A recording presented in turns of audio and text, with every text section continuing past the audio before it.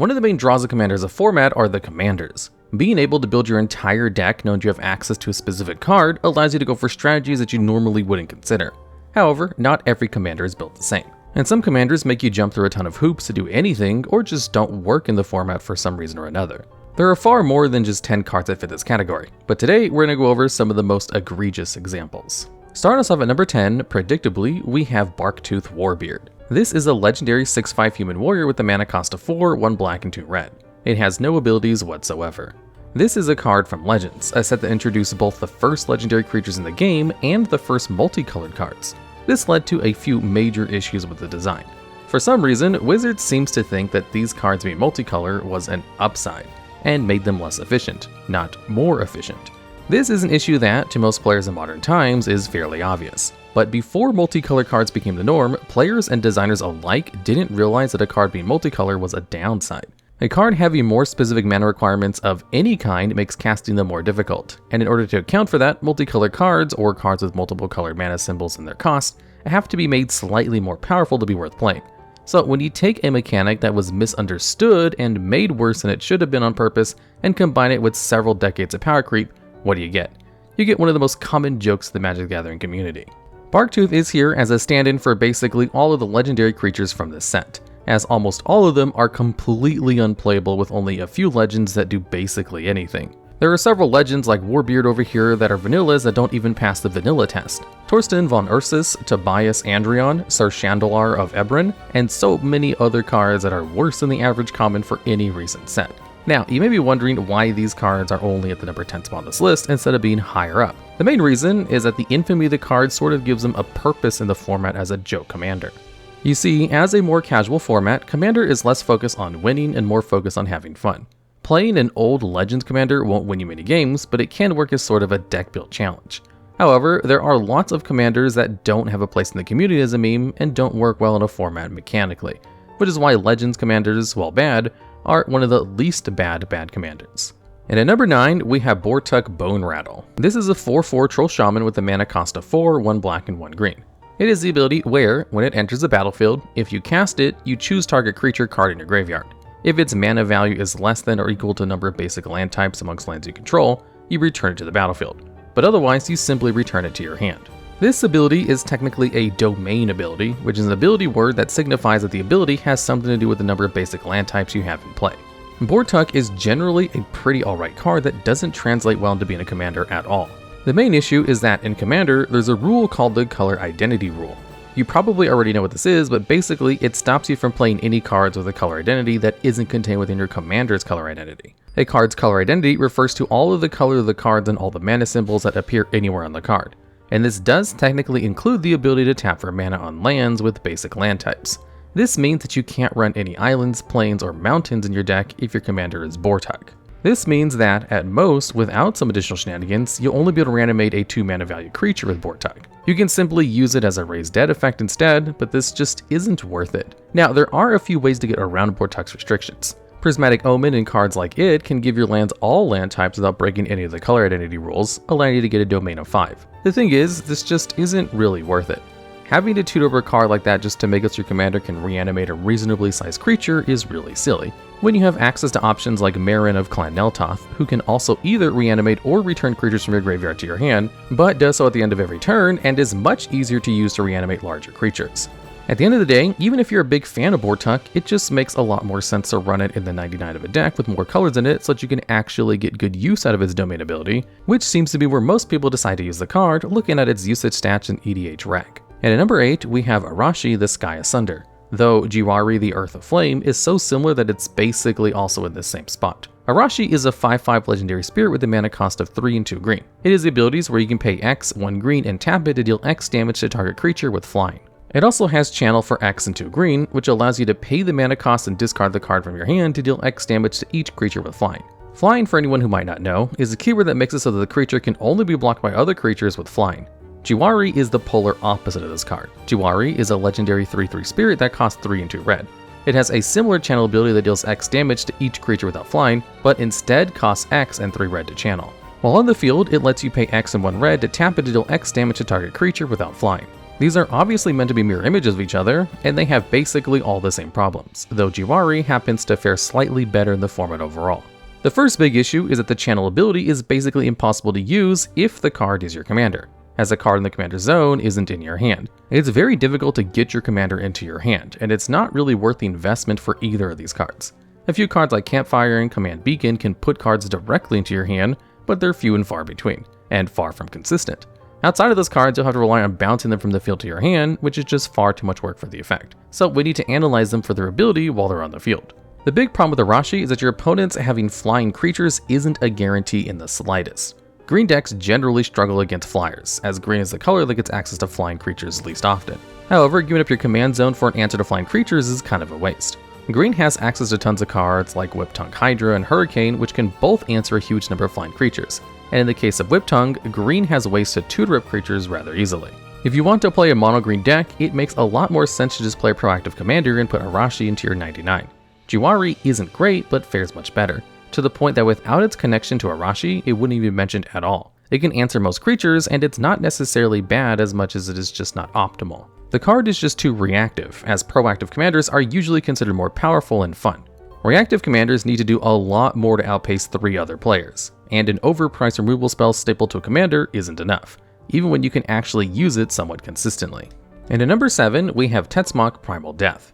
This is a legendary 6/6 Elder Dinosaur with a mana cost of 4 and 2 black. It has Death Touch, meaning any amount of damage it deals to a creature is enough to destroy it. You can pay 1 black and reveal it from your hand to put a prey counter on target creature, but only during your turn. And finally, when it enters the battlefield, you can destroy all creatures with prey counters on them. This is a member of the cycle of Elder Dinosaurs and Rivals of Izalien, 1 for each color. Tetzimoc is very similar to the last card on this list in the sense the problem with the card is that you really want it in your hand.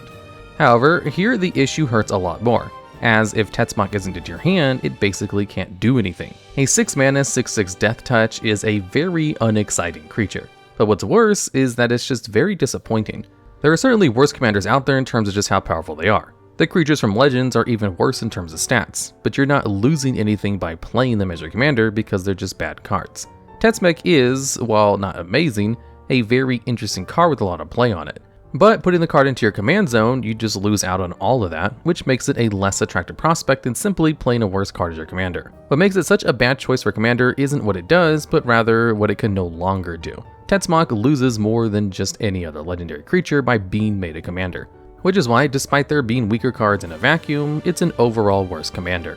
And at number 6, we have Niambi, Faithful Healer. This is a legendary 2/2 human cleric with a mana cost of 1, 1 white, and 1 blue. It is the ability where, when it enters the battlefield, you search your library and/or graveyard for a card named Teferi, Timebender, reveal it, and then put it into your hand, then shuffle.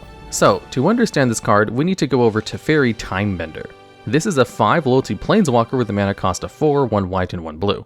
It has the abilities where you can +2 it to untap up to 1 target creature artifact. You can -3 him to gain 2 life and draw 2 cards. Then you can also -9 him to take an extra turn after this one. This is a pretty weak planeswalker for 6 mana, as a +2 isn't even always useful, and the -3 is a bit overcosted, though the effect is quite good.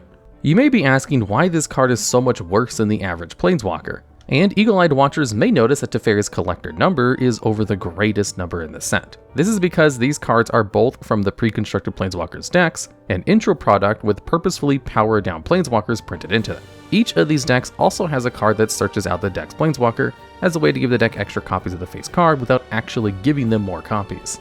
Niambi filled this role for the pre-constructed deck, though the fact that it's a legendary creature means that you can run it as a commander to find Teferi Timebender whenever you want, which would be a very powerful ability to have access to if the card wasn't terrible. Again, these were pre-constructed decks, and we all know how stingy wizards are with their precons. Even being able to find Teferi multiple times throughout a game to draw tons of cards off its -2 ability just isn't worth it when you could be playing basically anything else. Though I suppose that might work as a joke commander, especially if you just don't play Timebender in your deck at all. Still, there's a reason why this card is only found in a grand total of 109 decks on EDH Rec. And at number 5, we have Phage the Untouchable. This is a legendary 4/4 avatar minion with a mana cost of 3 and 4 black. It is abilities where, when it enters the battlefield, if you didn't cast it from your hand, you lose the game. Whenever it deals combat damage to a creature, you destroy that creature and it can't be regenerated, which is basically just a finicky version of Death Touch. But there are some differences. Finally, when it deals combat damage to a player, that player loses the game. A lot of people probably saw this card coming, as it's very obvious what the issue with Phage is. When you cast Phage from the commander zone, you won't be playing her from your hand, so her enter the battlefield trigger will just kill you. There are ways around this, such as using cards like Torpor Orb to stop her entering the field from causing the ability to trigger at all. Of course, needing to find one of the few very specific cards to make it so that you can even cast your commander at all is a huge ask. This gets even worse, however. If your opponents remove whatever effect is allowing Phage to not kill you in response to you casting her, well, it will go through and you'll lose. This is made even worse by the fact that your opponent will know you're playing Phage, and because Phage one-shots players, they'll be aware of you from the start. So they're a lot more likely to leave up interactions, especially if they see that you have a way to actually cast Phage. All this together makes the card kind of unplayable. However, it's another pretty infamous card, and the fact that its effect is so polarizing means that Phage could be seen as an interesting deck build challenge, which is why it's not higher up on this list. And at number 4, we have the Unspeakable. This is a legendary 6/7 spirit with a mana cost of 6 and 3 blue. It has Flying and Trample, meaning it can deal excess combat damage to a defending player or planeswalker. It also has the ability where, when it deals combat damage to a player, you return target arcane card from your graveyard to your hand. Arcane is just an instant and sorcery card type that the card checks for. It's basically a small archetype of cards that work together.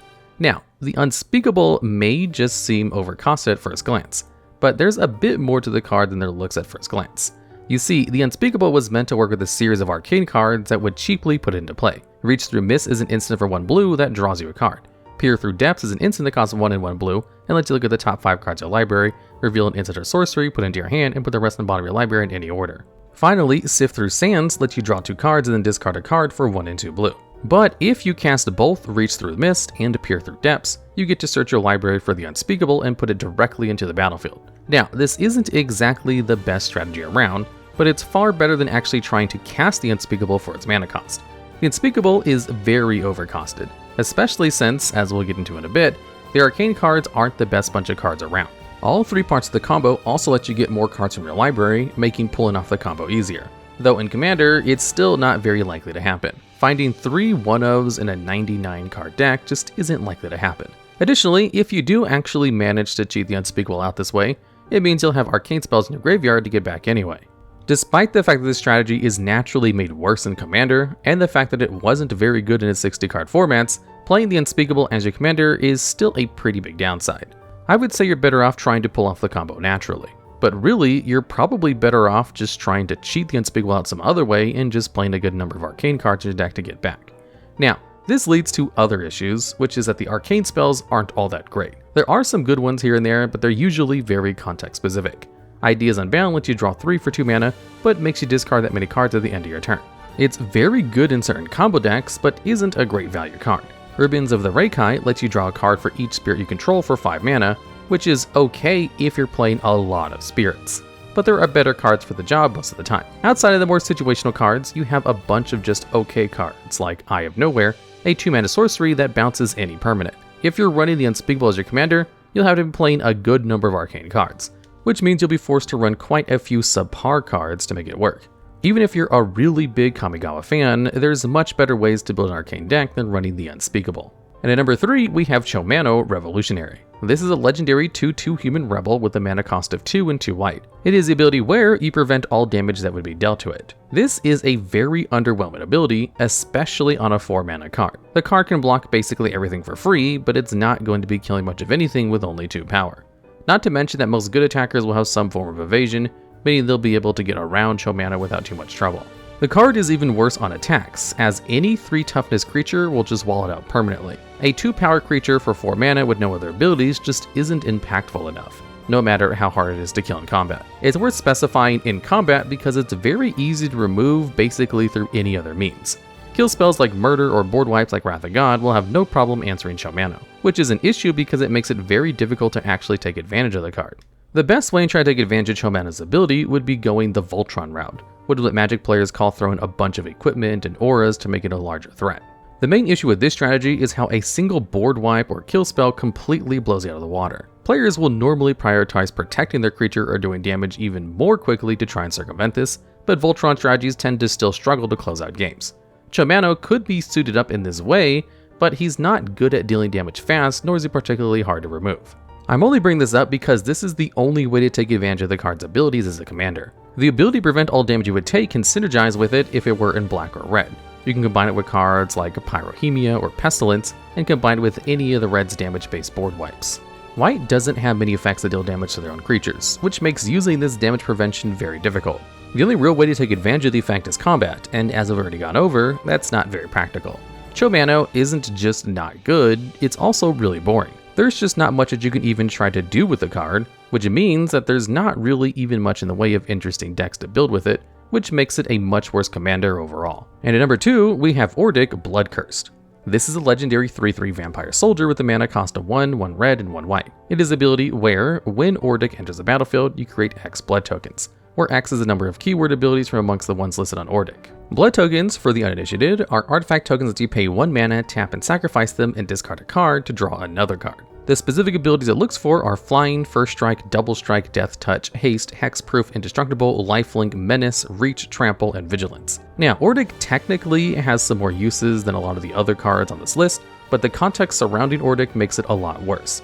Odric has been a reoccurring character on Innistrad ever since our first trip to the plane.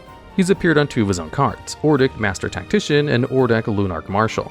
Master Tactician allows how to choose how creatures block if it and at least 3 other creatures attack. And Lunarch Marshal will check for any of your creature's keywords at the start of combat and give them to all of your other creatures. These are both really fun commanders to build around, even if they aren't particularly strong, and Odric as a character is very well liked. This makes Odric Bloodcursed a major letdown in terms of card design. The main issue is that getting blood tokens just isn't that good of a payoff, especially considering that Odric's condition for giving you those blood tokens is a bit difficult to put into practice. There's also the issue that just making blood tokens alone really isn't enough of a payoff. Blood tokens are useful, but not a big enough payoff that you'd build your entire strategy around them without some other way to make use of the tokens. With Odric, the best thing to do would play cards like Hero Pure Aether Grip to tap the bloods to deal damage. While this is a good way to use Odric, it doesn't stop the feeling of being a disappointment. Not to mention, all those roles can be filled better by other cards. While Odric can work as a good bit player in a blood-focused deck in a 60-card format, running it as your commander only feels underwhelming. And finally, at number 1, we have Grandmother Sengir. This is a legendary 3/3 human wizard with a mana cost of 4 and 1 black. It is ability where you can pay 1 and 1 black and tap Grandma to give target creature -1/-1 until end of turn. This is a legendary creature from Homelands, an older set that's also known for having some of the worst legends in the game, though not quite as famous as those from the set Legends. Grandmother Sengir is maybe the worst of the bunch, though Valdrain of Sengir gives her a run for her money. Grandma is very difficult to do any work with for multiple reasons. Giving a creature -1/-1 isn't particularly effective. It can snipe some important creatures, but a lot of the most important creatures in the format, even utility creatures, will be too large for this to matter. For example, cards like Collector Oof and Oracle Moldiah are 2 toughness utility creatures that you'd really want to be able to remove. On top of all this, Sengir costs 2 mana and requires her to be tapped to activate.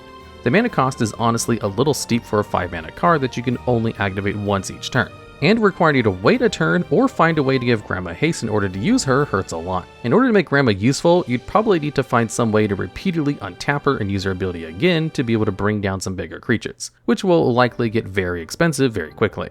Not to mention, there just aren't all that many ways to untap her in black in the first place. Grandma Sengir has almost no uses in the format. It's not a powerful card, there aren't many unique ways to make or use her effects, and it doesn't even really work as a joke commander or a deck build challenge. You basically just have to not play a commander if you want to run her. And without anything interesting to do with the card, Grandmother Sengir is ultimately, overall, the worst commander in the entire game. Alright, and that's the list. There are definitely more bad commanders out there, so we'd love to hear about your favorite bad commanders in Magic, and if you have any ideas for future videos, we'd love to hear about those too down in the comments.